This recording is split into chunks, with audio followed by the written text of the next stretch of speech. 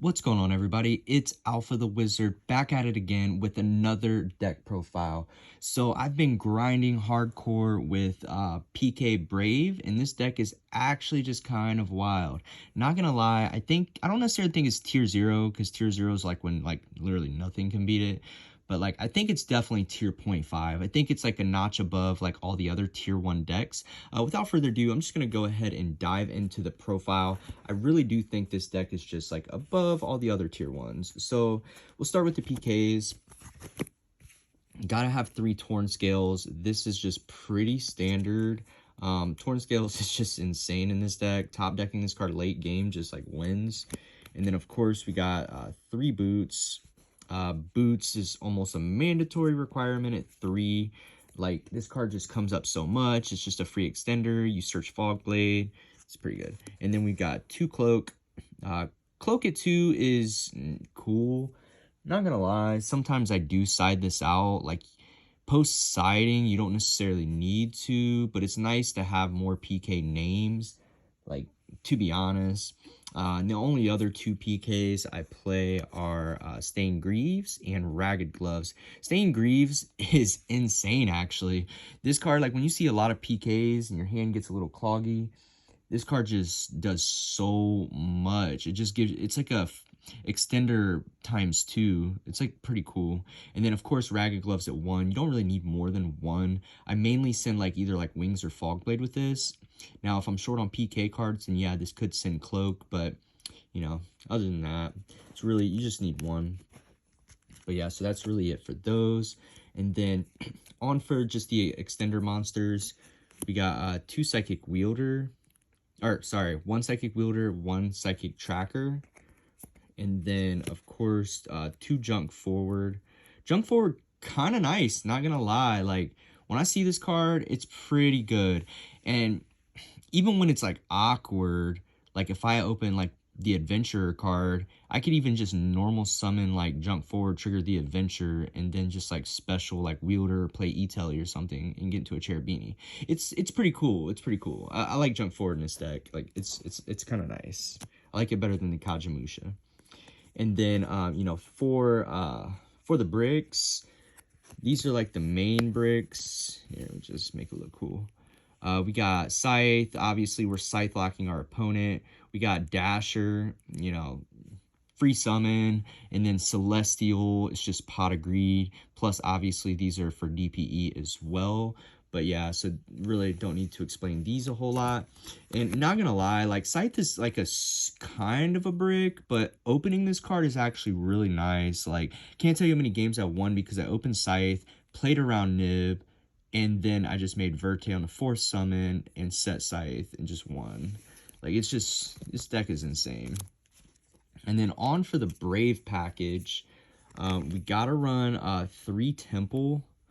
The Enchantress Temple, this card is insane. It's just a free extender, and like it searches right, and it's a free discard. Like, if you need to discard something, you can just discard the Enchantress, and then that just searches you a right because it still activates Engrave. Like, this card is pretty good.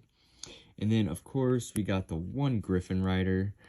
Griffin, like, we don't really need more than 1. Sometimes it comes up where you need another one, but you don't really need it.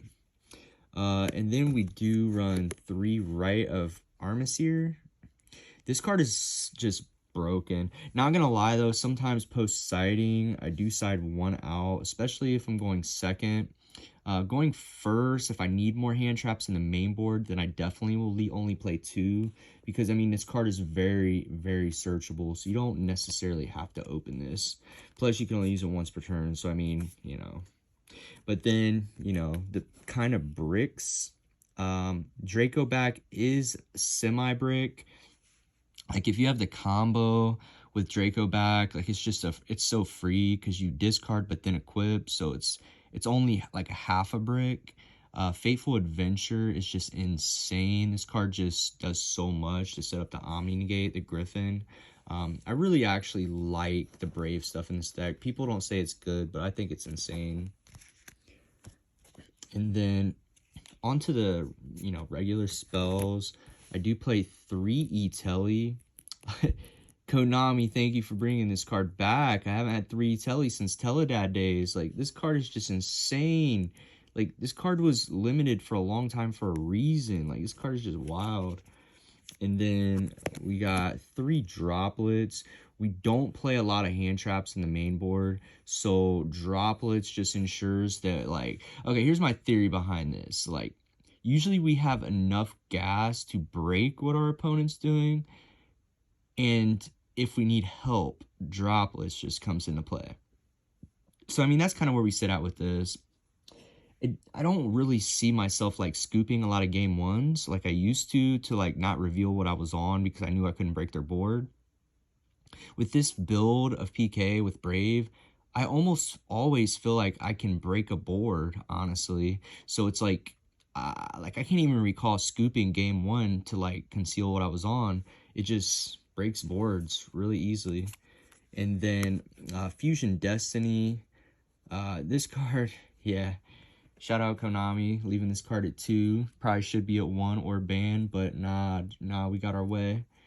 And then, you know, of course, we run 1 reinforcements to the army.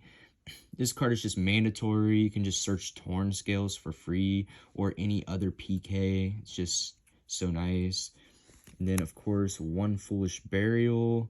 Foolish Burial is actually insane in this deck. Like, yeah, it synergizes with PKs, but you can also send the Enchantress Temple and, like, just start your Brave stuff. Like, this is literally a starter for your Brave stuff. It's pretty nice. And then on for the traps. Of course, we got to play 3 Fogblade. Fogblade is, I think, sometimes, like, I find myself siding out 1 if I'm going second. It just makes sense to me, especially for, like, you know, a hand trap that's pretty important. But, yeah. And then 1 Wings. Definitely think Fogblade's mandatory, though, at 3 in game 1. But, yeah, so that's really my whole lineup for this. No hand traps, main board. And then, just to touch on the extra deck a little bit, we do run 1 Almirage, and we run 1 Link Spider. These are our Link 1s. It's debatable where you could cut Almirage, but yes, I'm going to be honest, this deck does have a lot of bricks, but the bricks synergize very well together, and so does Almirage. I can remember a time where I had to normal summon Gloves to trigger the Fateful Adventure. Like, that was my only normal summon, and then I linked it off into Almirage, and I was able to use Gloves to get a stain. I can't remember, but it was a starter. Like, Almirage was just really, really good. Like, it just helped me, like, get into some combos. But Link Spider's just mandatory because you're playing Brave stuff. So if they, like, do a bunch of, like, cute stuff, or they try to nib you and you have to use Griffin, Link Spider just lets you link off your token to, like, make a Verte play or Scythe. So, I mean, Link Spider is just kind of insane. Plus, if you get nibbed, half the time you can still get to a Verte. So, yeah, that's it for those. Now, for our Link 2s, we do run, like, a pretty heavy Link 2 package. So, I'll just do 2 at a time. We got Cherubini and Verte. These are, like, the 2, like, favored cards, because like Verte just gets you to your DPE, Cherubini starts all your PK plays. But then, you know, to tie into those, you know, we also play the Dagda and IP. IP doesn't come up as much as I want it to, but there are late game situations where you just need a generic Link 2 and you've already went through everything, so it's kind of necessary. But then there's Dagda. Dagda's just insane. Like, you know, this is part of the main combo. So, I mean, yeah, I'm sure you guys know why Dagda's necessary. For our Link 3s, we only play 2. Play Unicorn and Rusty.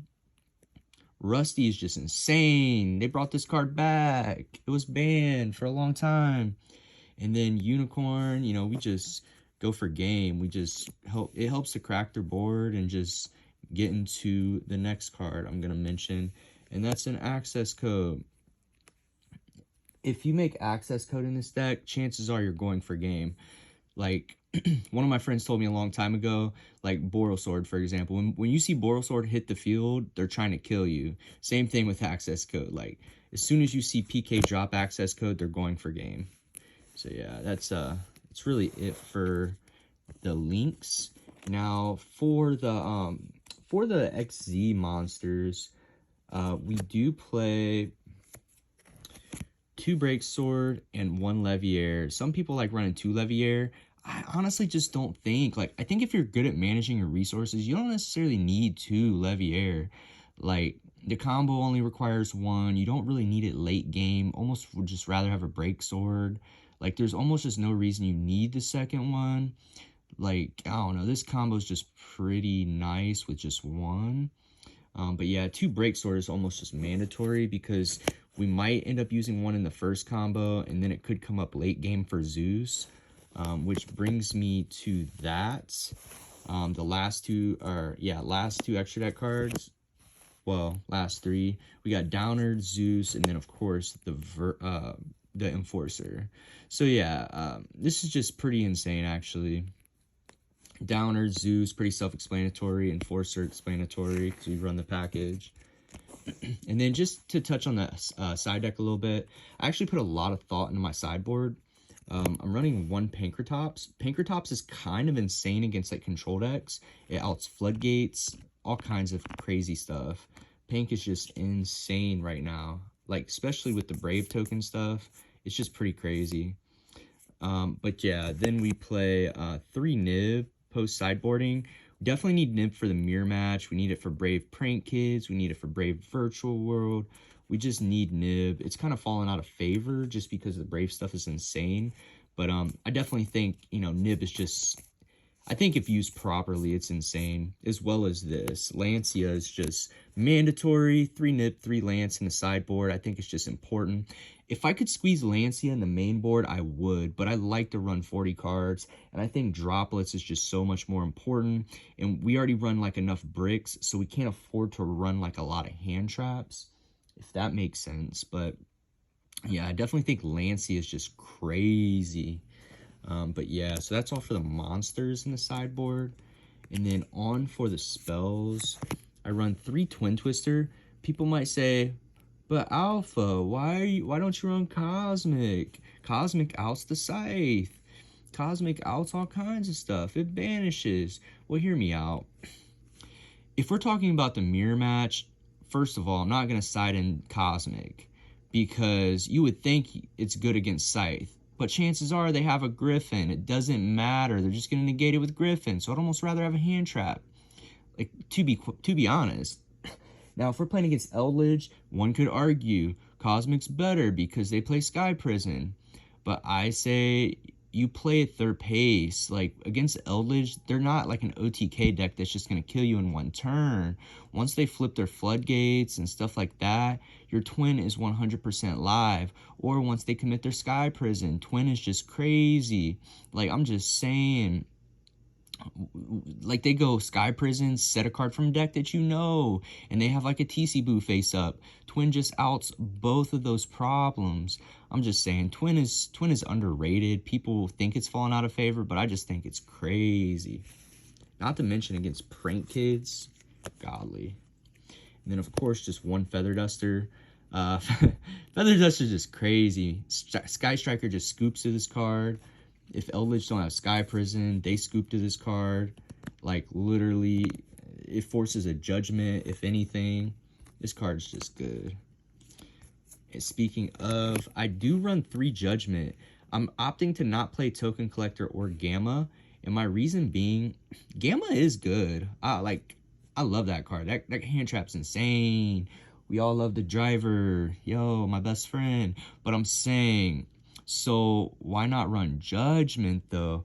Because even after a Nib, this deck can still Scythe Lock sometimes with Enforcer. So if you can make it even to just an Enforcer set Judgment, that's insane. Like, but I'm saying if you try to Scythe Lock them, and then they try to Droplet you, and you Judgment them, that's super game. So I'm just saying, I think Judgment is just insane in this deck. Especially just playing Enforcer and Scythe. Like, they just almost can't stop it, and you kill them next turn. And then, last but not least, I run Red Reboot. This card's just crazy against trap decks. Like, you almost just want to see this. If you see this card against Eldritch, you just win because you just Zeus them, and then they have like 4 or 5 back row, and it's just like, well, GG's. Like, I just cleared everything. Now all you have is your Eldritch engine to work with. I just cleared all your floodgates, everything. But yeah, red reboot's insane. But yeah, that does it for the deck profile. A little bit longer than I wanted it to be. I really hope you all enjoyed this content. Make sure you drop a like, comment, subscribe down below. And this is Alpha the Wizard reporting out.